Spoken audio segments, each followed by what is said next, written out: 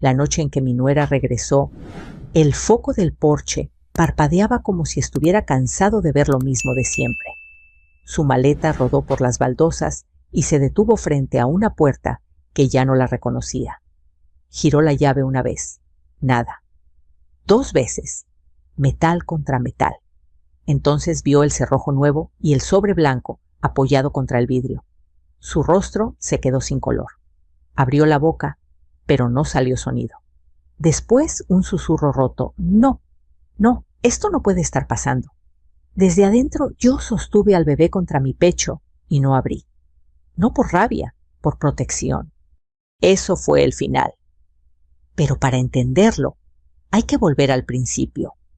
Mi nombre es Rosa Martínez, tengo 62 años, y hasta hace poco mi vida era tranquila, predecible, de esas que se miden por rutinas y no por sorpresas. Vivía en la misma casa desde hacía más de 30 años, una casa modesta en una colonia donde los vecinos se conocen por nombre y por costumbre. Mi hijo Javier creció aquí, aprendió a andar en bicicleta. En esta banqueta se casó desde esta misma sala. Y aquí mismo lo despedimos cuando murió. El día del funeral todavía lo tengo pegado a la piel. El olor de las flores era tan fuerte que mareaba. Las veladoras goteaban cera blanca sobre platos de vidrio. El padre hablaba de descanso eterno, y yo asentía, aunque por dentro no entendía cómo podía existir descanso cuando una madre entierra a su hijo. Mi nuera Mariana estaba sentada en la primera fila con el bebé en brazos. Mi nieto Daniel apenas tenía 1 año. No sabía llorar a su papá. Solo se inquietaba por el murmullo por las manos que querían cargarlo. Mariana no lloró mucho. Lloró lo justo, lo socialmente correcto. Se secaba las lágrimas rápido, como quien no quiere estropear el maquillaje. Yo no la juzgué entonces. Cada quien vive el dolor como puede, me dije. Yo me aferraba al rosario con tanta fuerza que me dolían los dedos. Los días siguientes fueron una neblina. Trámites, papeles, llamadas. La casa se llenó de gente que decía, lo siento mucho, y luego se iba a su vida normal. Mariana empezó a pasar más tiempo con el teléfono que con el niño.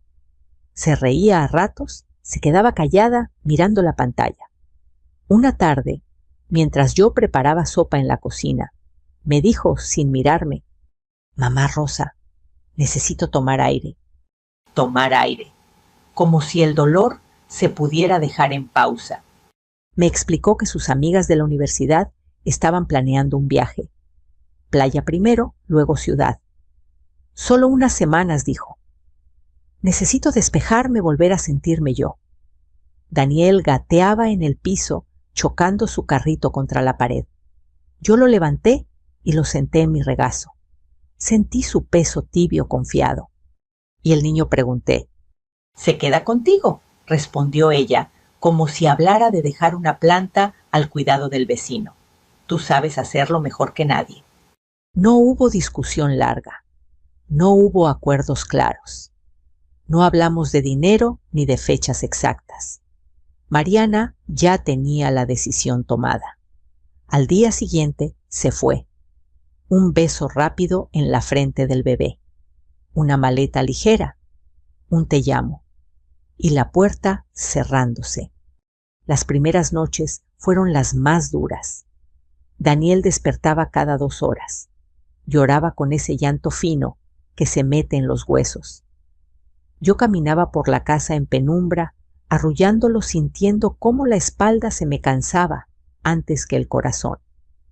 El monitor del bebé hacía un ruido bajo constante como estática.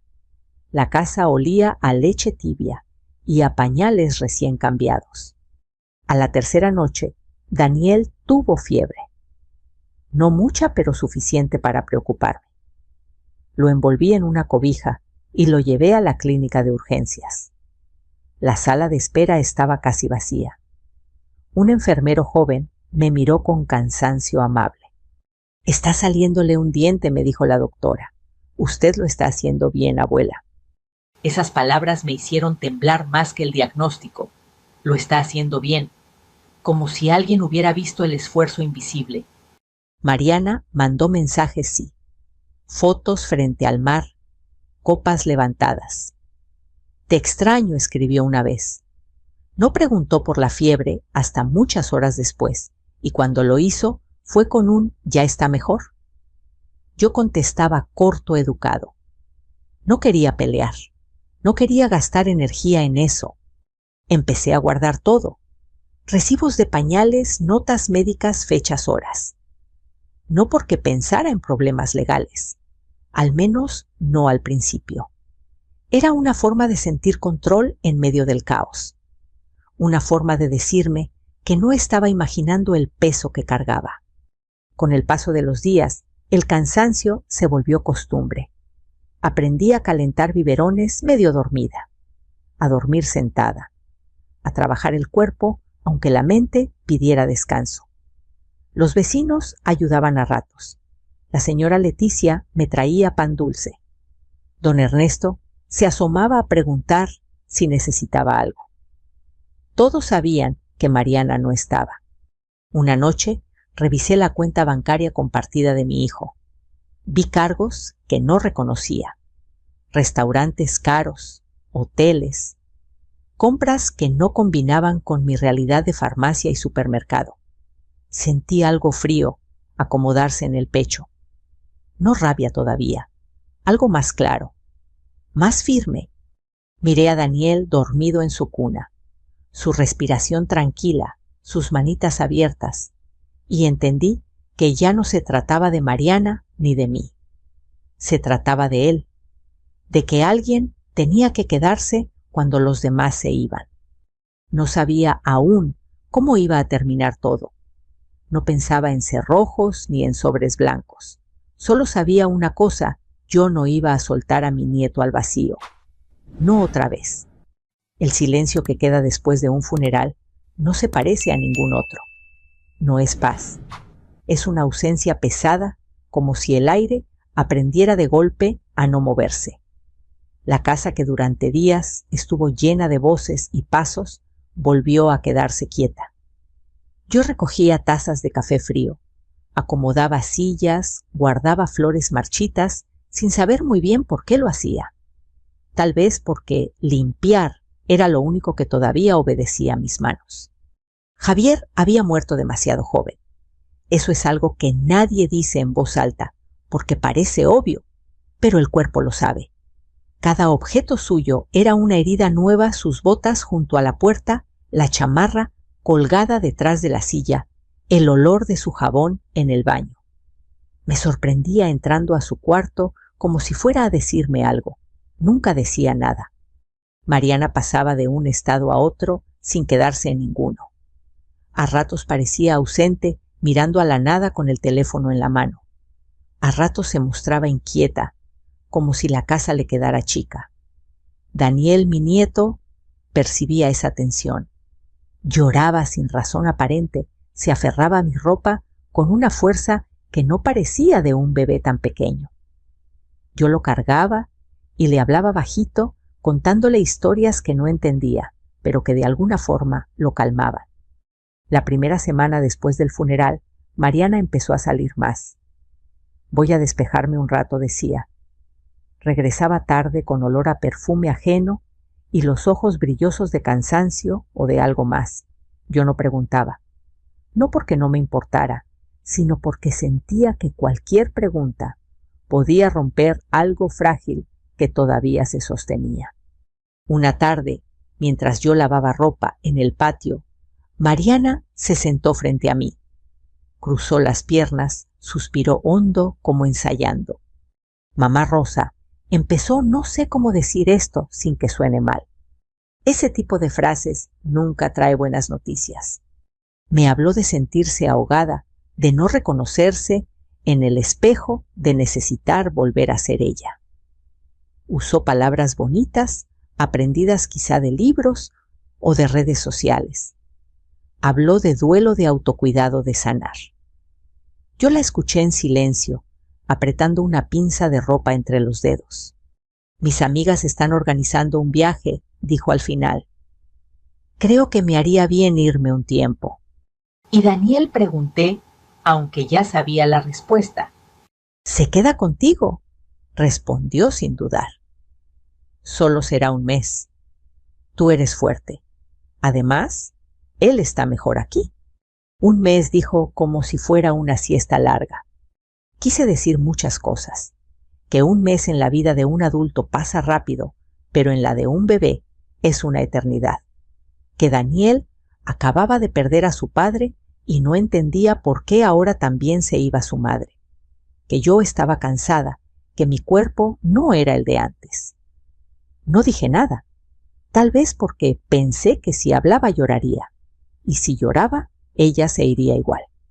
Esa noche casi no dormí. Daniel despertó llorando varias veces. Yo me levantaba despacio para no marearme, lo cargaba, lo mecía. Pensaba en Javier, en cómo habría sido verlo cargar a su hijo así. Pensaba en Mariana empacando. Al día siguiente, la casa se llenó de movimiento. Maleta abierta sobre la cama, ropa doblada y desdoblada. Mariana caminaba de un lado a otro hablando por teléfono, riéndose en voz baja. Yo le preparé una bolsa con pañales, leche, medicinas del bebé. La dejé sobre la mesa como una pregunta que nadie iba a responder. Antes de irse, Mariana tomó a Daniel en brazos. Lo besó en la frente rápido, como quien llega tarde a una cita. Daniel estiró la mano y agarró el collar que ella llevaba puesto. Lo sostuvo con fuerza. Por un segundo ella se quedó quieta. Pensé de verdad, pensé que iba a cambiar de opinión, que iba a sentarse, respirar, quedarse. Pero no, con cuidado soltó los dedos del niño uno por uno. Todo va a estar bien, dijo, más para ella que para mí. Te llamo. La vi cruzar la puerta con la maleta rodando detrás. El sonido de las ruedas bajando la banqueta se me quedó grabado. Daniel empezó a llorar, en ese instante, un llanto largo, desesperado. Lo abracé fuerte. Sentí como su pequeño cuerpo temblaba. Los primeros días después de su partida fueron una mezcla de rutina y sorpresa. Nada estaba en su lugar. El horario del bebé se desajustó. Comía menos, dormía mal. Yo también. A veces me descubría hablando sola en la cocina, como si decir palabras en voz alta evitara que la casa se cerrara sobre mí. Mariana mandaba mensajes cada 2 o 3 días. Fotos de playas, de platos, de comida, de risas. Estoy bien, escribía. Necesitaba esto. Yo respondía con fotos de Daniel durmiendo, comiendo, jugando en el piso. No escribía más. No quería reproches en forma de texto. Una noche, Daniel despertó con tos y fiebre. No dudé. Lo abrigué y salí con él al médico. El camino se me hizo largo, no por la distancia, sino por el miedo. En la sala de espera, una mujer mayor me miró con compasión. ¿Es suyo?, preguntó. Es mi nieto, respondí. Ella asintió como si entendiera algo más profundo que esa frase. Cuando regresamos a casa, Daniel se quedó dormido en mi pecho. Me senté en la sala, sin encender la luz. El monitor del bebé hacía ese ruido bajo que ya se había vuelto parte de mi vida. Pensé en Mariana, en dónde estaría a esa hora. Pensé en Javier y en la promesa silenciosa que sentí formarse dentro de mí. Este niño no iba a quedar a la deriva. No era enojo. Todavía no. Era claridad. Una claridad que llega cuando el cansancio ya no deja espacio para excusas. Al día siguiente empecé a anotar todo en una libreta vieja. No sabía para qué. Solo sabía que necesitaba recordar. Fechas, gastos, noches sin dormir. Cada página era una forma de decir, esto está pasando. No es una exageración. No es una historia que me cuento para sentirme importante. Mariana se había ido y yo me había quedado. Eso era un hecho. Lo demás todavía estaba por escribirse. La tercera semana fue cuando el cansancio dejó de ser algo pasajero y se volvió una presencia constante como un mueble viejo que ya no se puede mover. Mi cuerpo empezó a despertarse antes que el llanto de Daniel, como si aprendiera a anticiparlo. A veces abría los ojos segundos antes de que el monitor chisporroteara con ese sonido bajo eléctrico que ya era el reloj de mis madrugadas. Entonces venía el llanto. No fuerte, no desesperado. Un quejido cansado, insistente, que pedía abrazos. Lo levantaba de la cuna con cuidado, tratando de no forzar la espalda. Sentía sus manitas buscar mi cuello, aferrarse a mi ropa. Su piel estaba tibia, siempre un poco más caliente de lo que me tranquilizaba. Caminaba con él por el pasillo oscuro, contando pasos para no tropezar.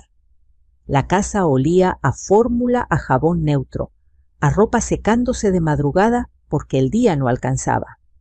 Había noches en las que Daniel despertaba 3, 4 veces. Yo me sentaba en la mecedora y lo arrullaba con un ritmo que no sabía que aún recordaba. Le cantaba bajito canciones que le canté a Javier cuando era niño. No porque Daniel entendiera las palabras, sino porque yo necesitaba escuchar algo que no fuera el silencio. En una de esas noches, Daniel no se calmó. Lloraba con un llanto distinto, más agudo. Le toqué la frente. Estaba caliente. Busqué el termómetro con manos torpes. 38. No entré en pánico, pero sentí ese nudo conocido en el estómago.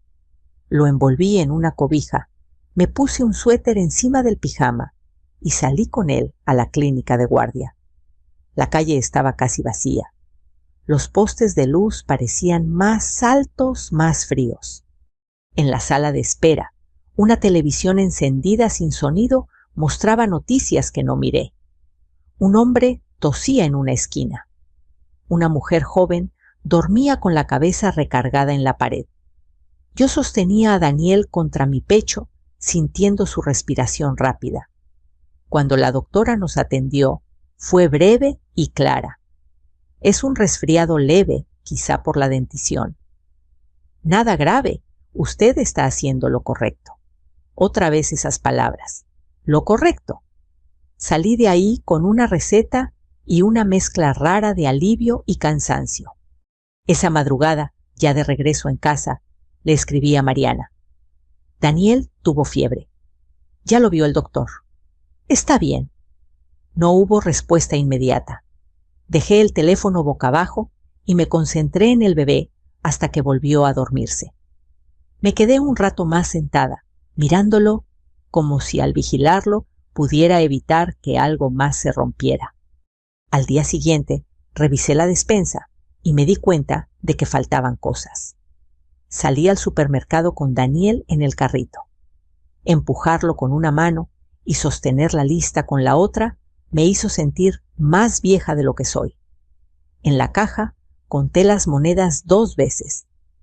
No porque no alcanzara, sino porque ahora todo tenía peso. Cada gasto, cada decisión. Esa tarde, Mariana respondió al mensaje. Mandó una foto, ella sonriendo, con un sombrero grande, el mar detrás. Qué bueno que ya está mejor, escribió. Nada más. 2 líneas para un niño que había pasado la noche con fiebre. Sentí algo distinto entonces. No fue rabia. Fue una especie de decepción tranquila, como cuando uno confirma una sospecha que no quería tener. Las noches siguieron así, una tras otra. El cuerpo aprende a funcionar con poco sueño, pero la mente no perdona. Empecé a olvidar cosas pequeñas. ¿Dónde dejé las llaves? Si ya había tomado el medicamento. Me hacía listas para todo. Las pegaba en el refrigerador con imanes viejos. Pañales, leche, cita médica. Me volví organizada por necesidad, no por gusto. Una madrugada, Daniel despertó llorando y nada funcionaba. Ni biberón, ni cambio de pañal, ni arrullo. Caminé con él por la casa, abriendo y cerrando cortinas buscando algo que no sabía nombrar. Terminé sentada en el piso de la sala, con la espalda contra el sofá, sosteniéndolo mientras lloraba en mi hombro. Sentí mis propios ojos llenarse de lágrimas. No lloré fuerte. Lloré callado con cuidado de no asustarlo. Pensé en Javier, en cómo habría reaccionado él ante una noche así. Pensé en Mariana, en si estaría durmiendo en una cama cómoda, con aire acondicionado, sin interrupciones. Pensé en mí, en cómo nadie me había preguntado si podía con esto. Nadie había dicho, ¿segura que puedes? Simplemente había ocurrido. A la mañana siguiente, una vecina tocó la puerta. La señora Leticia traía un termo de café y pan dulce. «¿Te ves cansada?», dijo sin rodeos. No supe qué responder. Me senté con ella unos minutos mientras Daniel jugaba en el piso. Leticia lo miró con ternura. «Ese niño sabe quién se queda», dijo. La frase se me quedó clavada. ¿Quién se queda? No quién promete, no quién explica. ¿Quién se queda cuando el llanto empieza y no hay aplausos?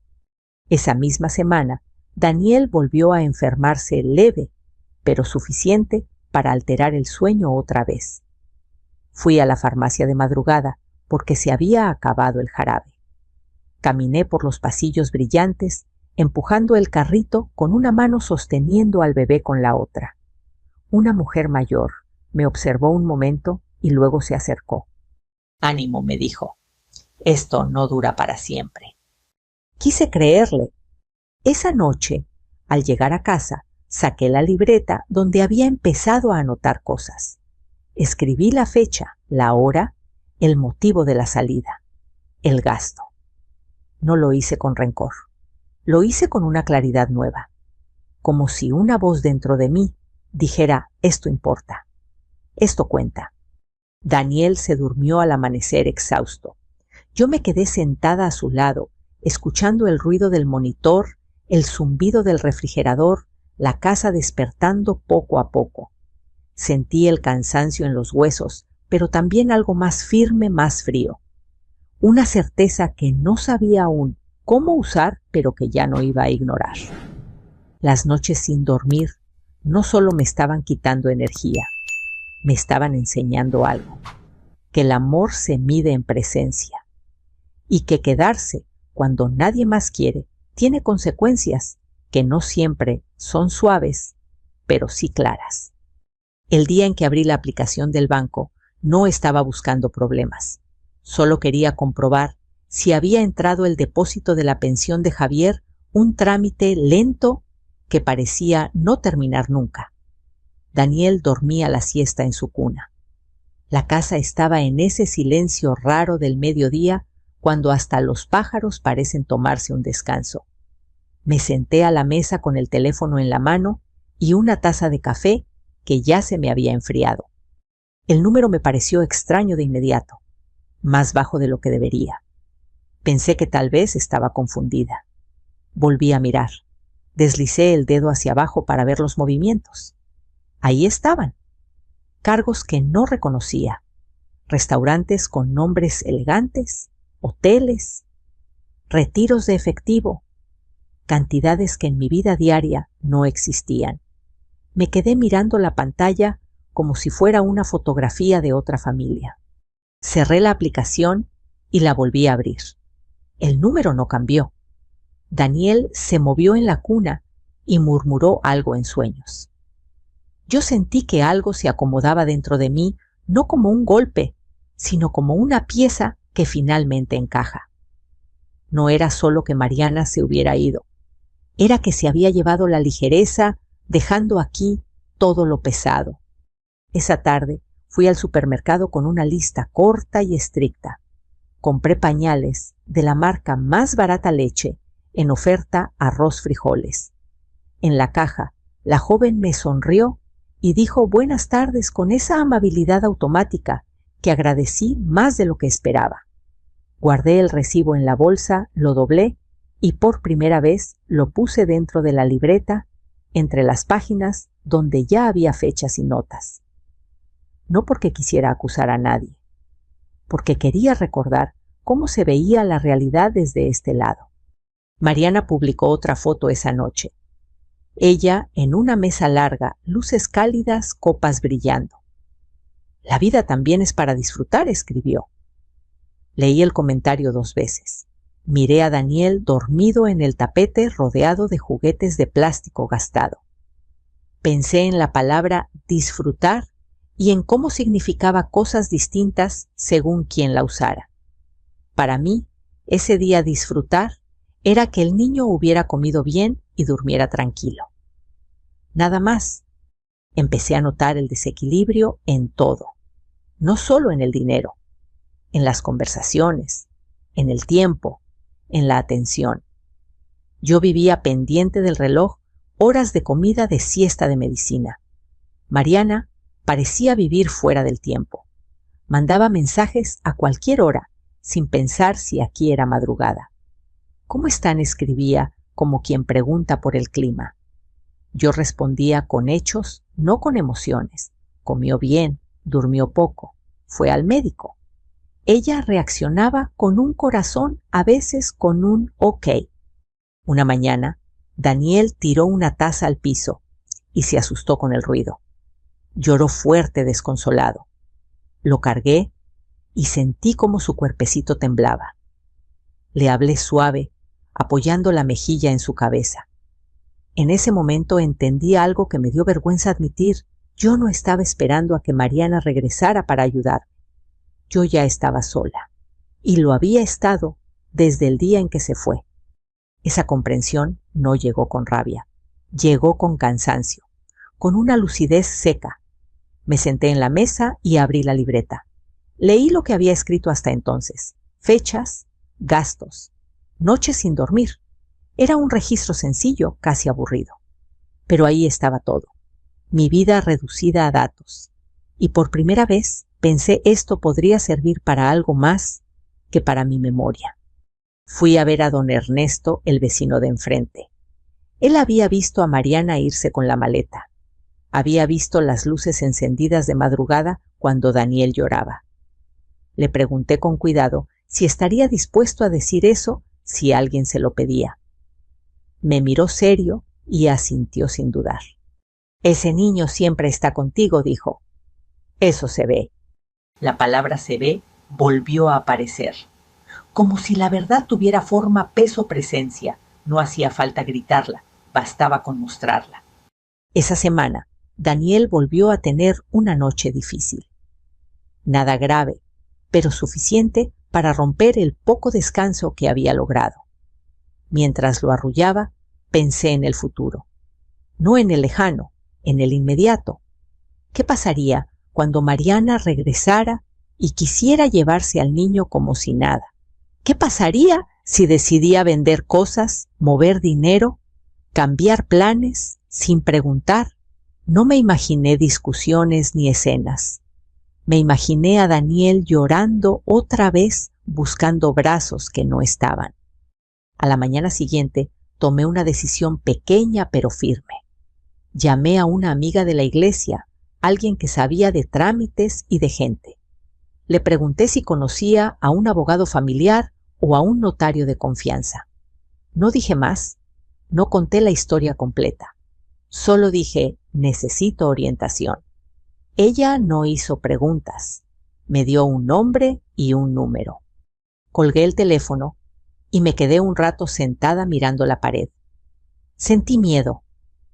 No del conflicto, sino de cruzar una línea invisible.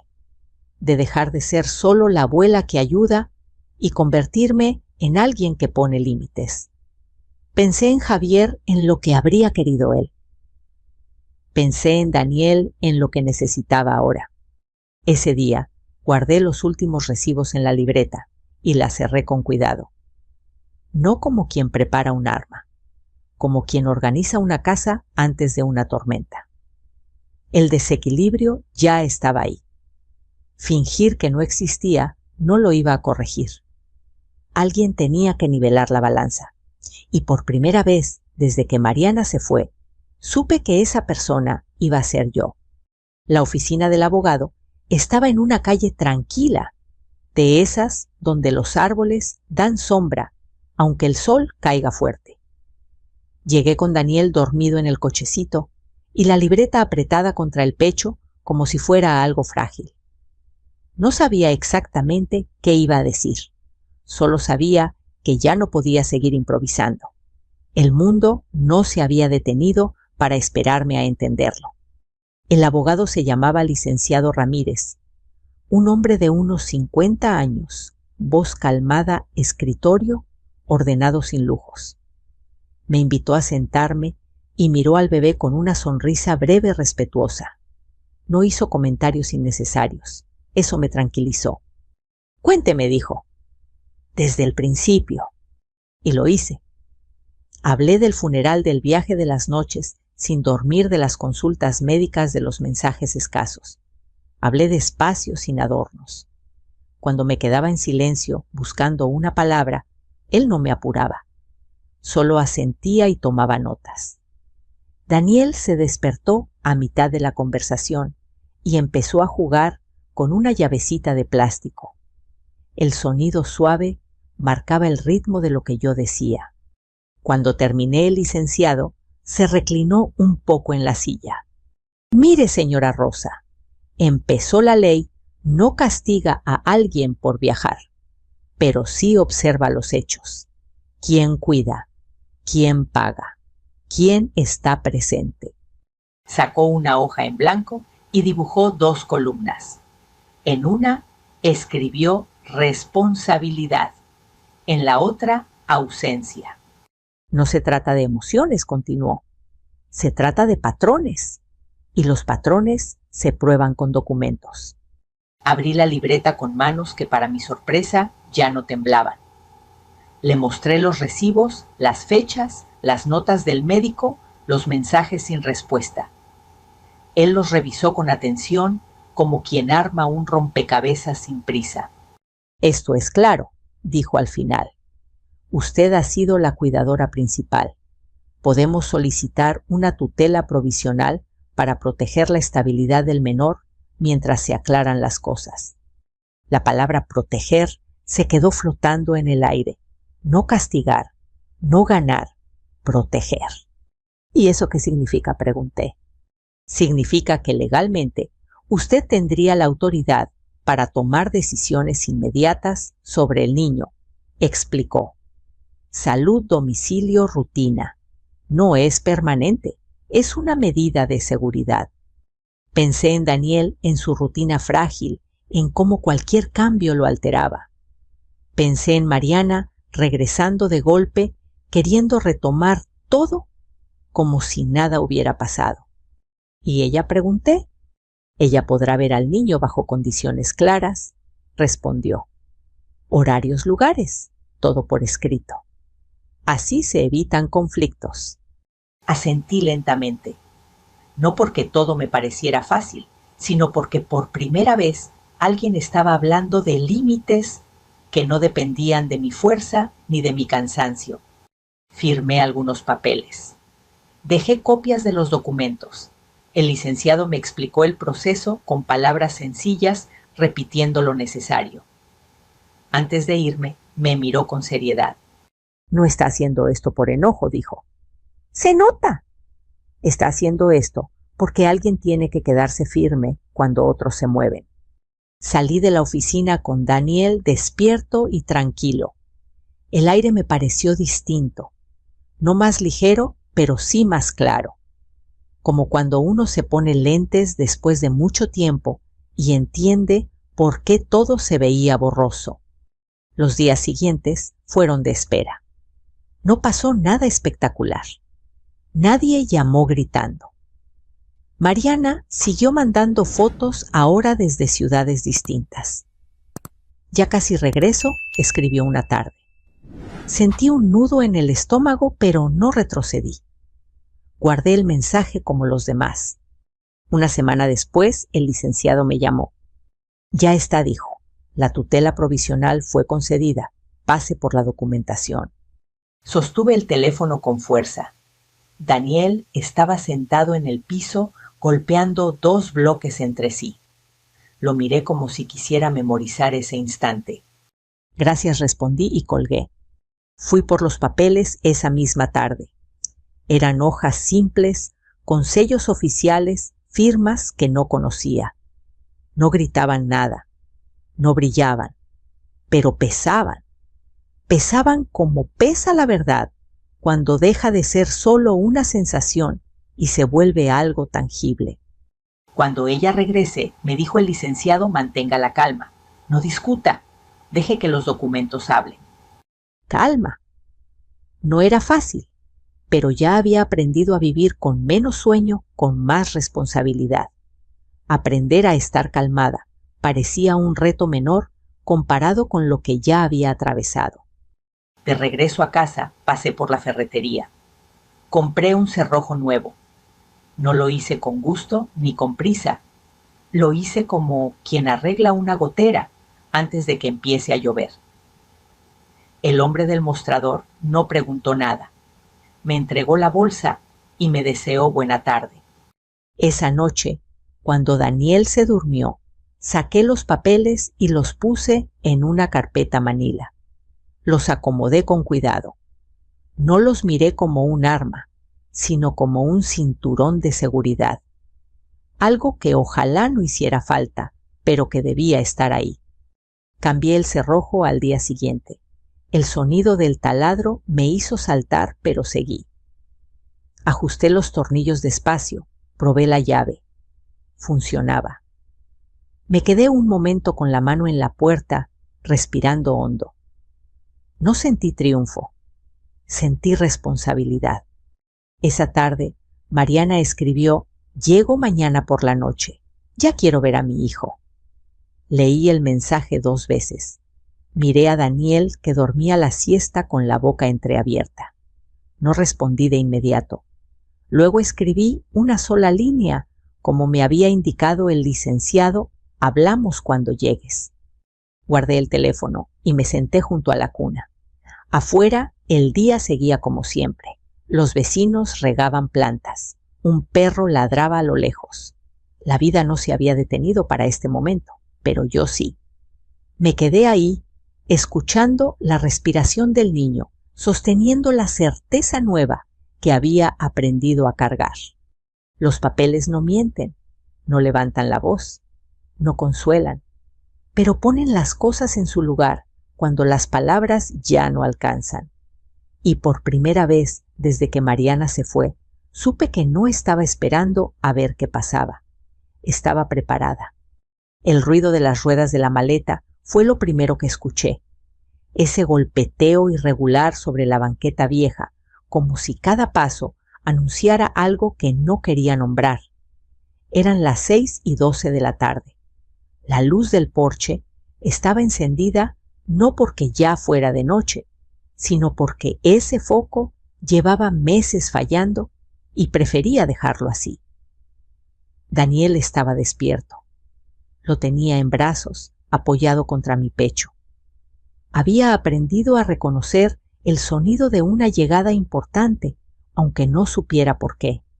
Mariana apareció al final del camino, con el abrigo largo, el cabello acomodado, como si aún estuviera posando para una foto. Traía el teléfono en la mano y una sonrisa cansada que se le borró apenas vio la puerta. Subió los escalones con prisa, sacó la llave y la giró. 1 vez, 2. Frunció el ceño, miró el cerrojo nuevo como si fuera una broma de mal gusto. Rosa llamó. «¿Qué pasa? No abre». No respondí. Me quedé detrás de la puerta, sosteniendo a Daniel. Sentí su peso, su respiración tranquila. Mariana volvió a intentar con más fuerza. El metal raspó. Nada. «Rosa, abre», dijo ya sin sonrisa. «Ya llegué». Me acerqué al vidrio y levanté la carpeta manila para que pudiera verla. El sello oficial, la fecha, las firmas. Mariana tardó unos segundos en enfocar. Cuando lo hizo, su rostro cambió. Se acercó al cristal, leyó con dificultad desde afuera. Sus labios se movían como si intentara entender palabras que no encajaban con la historia que traía preparada. —¿Qué es esto? —preguntó en voz baja. —Papeles —respondí—. —Léelos. —¿Papeles de qué? Su voz empezó a temblar. —¿Por qué cambiaste la cerradura? Daniel se movió en mis brazos al escucharla. Emitió un sonido corto, incómodo. Yo apoyé la mano en su espalda despacio. —Porque alguien tiene que cuidar su estabilidad —dije—, y no se puede hacer con sorpresas.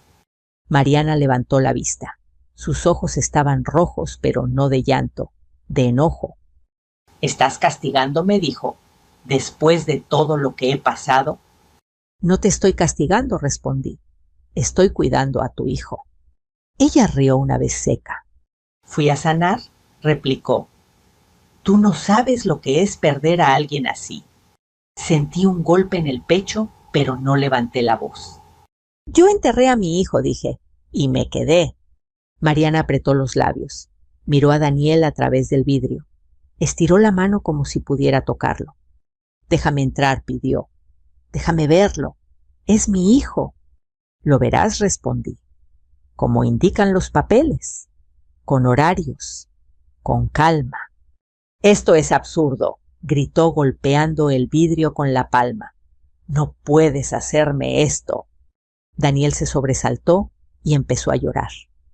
Un llanto corto, asustado. Lo abracé más fuerte. Mariana se quedó quieta al verlo llorar. Por un segundo, su expresión se quebró. Pensé que iba a bajar la voz. Pensé que iba a pedir perdón. Pero no. Sacó el teléfono con manos temblorosas. —Voy a llamar a la policía —dijo—. Esto es ilegal. —Hazlo —respondí—. Ellos saben leer.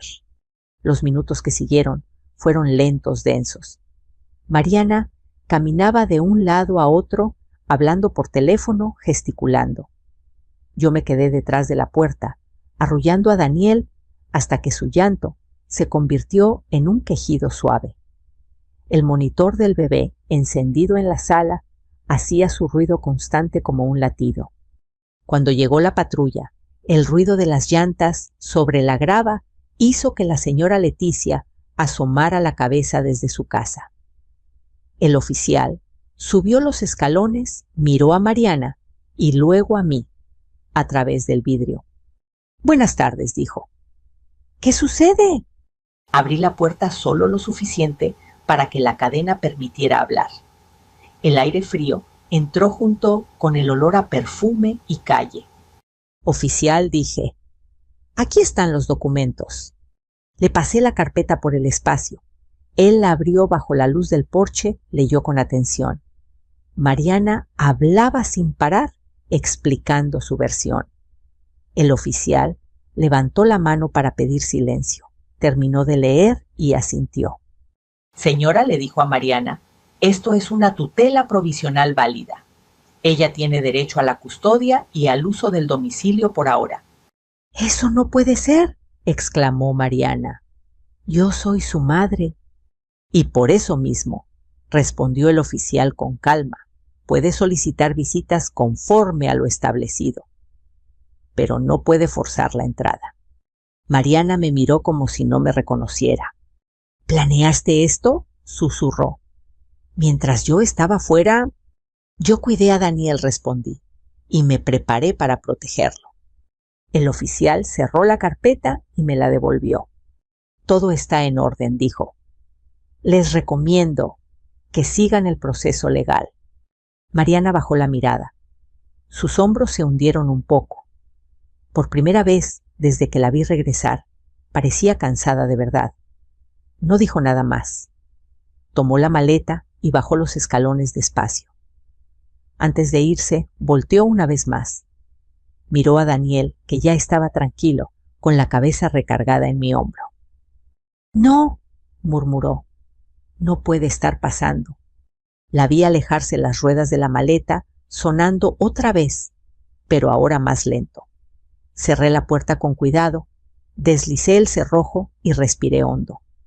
No sentí alivio inmediato. Sentí un cansancio profundo mezclado con una certeza tranquila. Llevé a Daniel a su cuna. Se durmió rápido, como si el ruido del mundo se hubiera apagado de golpe. Me senté en la silla junto a él y me quedé ahí un rato escuchando su respiración, el zumbido del foco, el monitor marcando la noche. No había ganado nada. No había perdido nada. Había puesto un límite. Y en ese límite, por primera vez desde la muerte de mi hijo, sentí que el caos se detenía lo suficiente como para poder respirar. Los días que siguieron a la noche del porche no fueron fáciles, pero fueron distintos. El silencio de la casa cambió de peso.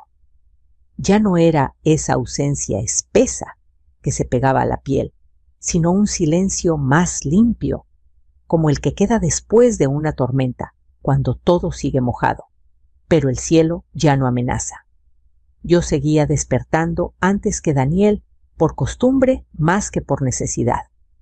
El monitor chisporroteaba suave, y cuando no lo hacía, me permitía cerrar los ojos unos minutos más. Daniel empezó a dormir mejor. No de corrido, no milagrosamente, pero con menos sobresaltos.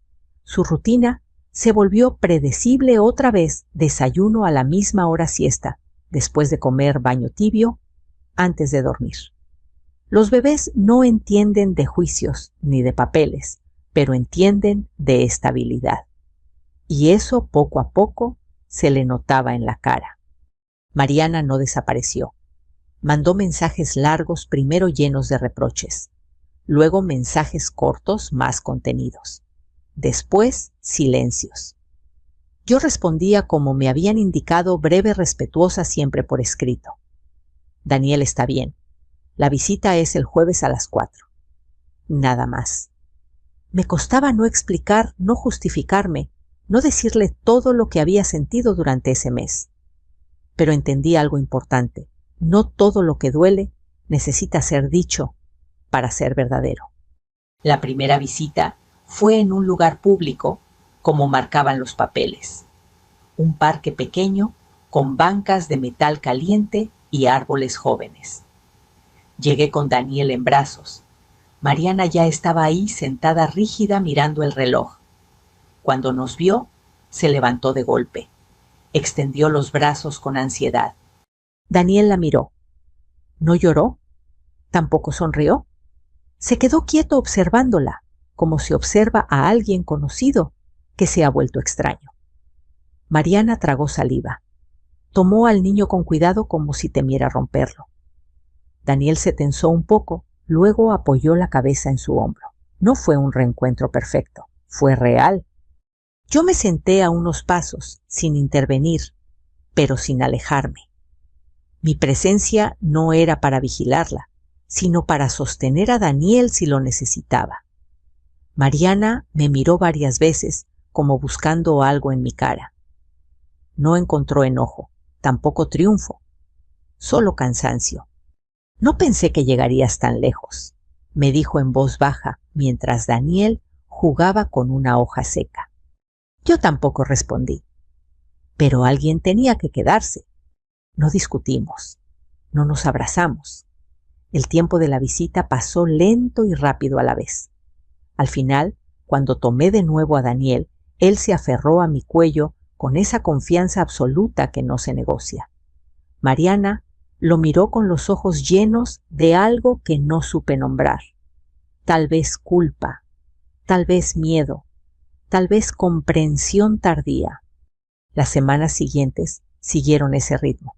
Visitas puntuales, mensajes prácticos. Mariana empezó a preguntar cosas pequeñas concretas. ¿Qué come ahora? ¿Ya camina más? Eran preguntas de madre, no de turista. Yo respondía, sin sarcasmo, sin castigo, porque el objetivo nunca fue humillarla. Fue proteger a un niño que no podía defenderse solo. A veces, cuando la casa estaba en calma y Daniel dormía, pensaba en Javier, en lo que habría sentido al ver todo esto. No me imaginaba orgullos ni reproches, me lo imaginaba tranquilo, sabiendo que su hijo estaba cuidado. Eso me bastaba. Aprendí que la justicia no siempre llega con gritos ni escenas grandes. A veces llega en forma de horarios de rutinas de papeles guardados en una carpeta manila. Aprendí que poner límites no te hace cruel, te hace responsable. Y que el amor, cuando es verdadero, no huye cuando duele. Se queda incluso cuando nadie aplaude. Mariana y yo nunca volvimos a ser lo que fuimos antes. Tal vez nunca lo seremos. Pero algo cambió. Empezó a llegar a tiempo, a cumplir, a quedarse callada cuando no sabía. No sé si aprendió la lección completa. Sé que Daniel por ahora está estable, y en la vida de un niño pequeño, por ahora es una victoria enorme. Un domingo por la mañana, llevé a Daniel a caminar por la colonia. Se soltó de mi mano un segundo, dio 2 pasos inseguros y cayó sentado. Me miró sorprendido, luego sonrió como si caer fuera parte del juego. Me reí sola. Pensé en todo lo que había pasado y en lo que aún faltaba. Pensé que crecer es eso, intentar caer, levantarse con ayuda. Si estás escuchando esta historia y algo en ella te resulta familiar, quiero decirte algo con claridad. No eres débil por quedarte. No eres exagerado por poner límites. A veces la persona más fuerte en una familia es la que habla menos y hace más. La que se queda cuando otros se van buscando alivio. Me gustaría saber qué piensas. ¿Alguna vez te tocó cuidar mientras otros huían? ¿Desde dónde nos estás escuchando? Déjame un comentario. Aquí compartimos historias de vida que no buscan venganza, sino equilibrio. Si esta historia te acompañó, compártela con alguien que necesite escucharla. Y si quieres seguir caminando con nosotros, suscríbete. Hay muchas historias más que merecen ser contadas. Gracias por quedarte hasta el final.